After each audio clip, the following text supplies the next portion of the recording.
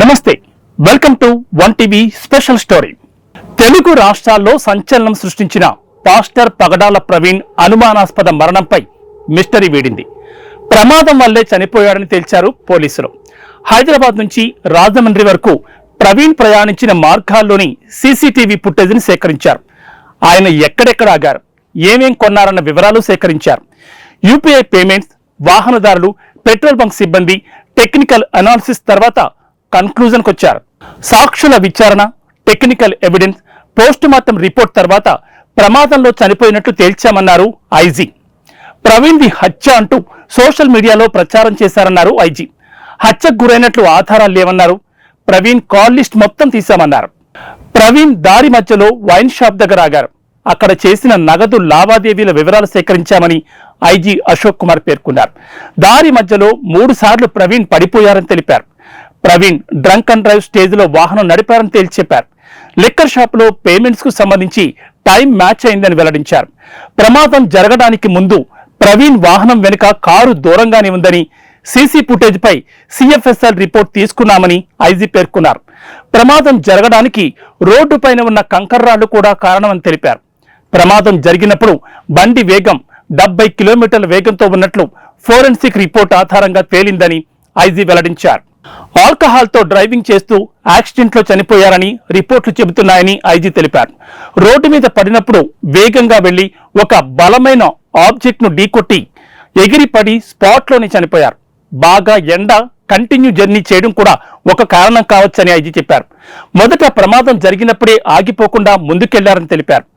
ప్రవీణ్ బయలుదేరినప్పటి నుంచి ప్రమాదం జరిగే వరకు అన్ని సీసీ ఫుటేజీలు సేకరించామని పేర్కొన్నారు. పాస్టర్ ప్రవీణ్ బైబిల్ కాలేజ్ కోసం రాజమండ్రి వచ్చారు.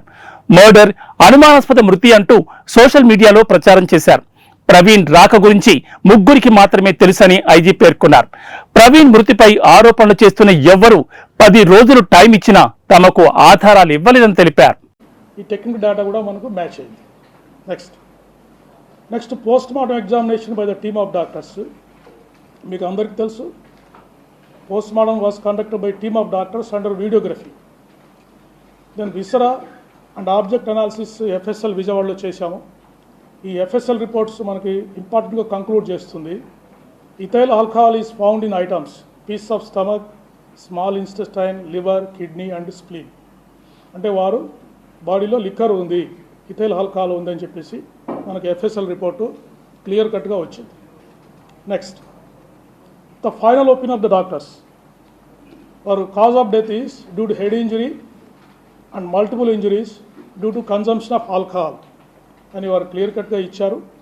And there is a possibility that the injuries mention in the autopsy were sustain due to road accident.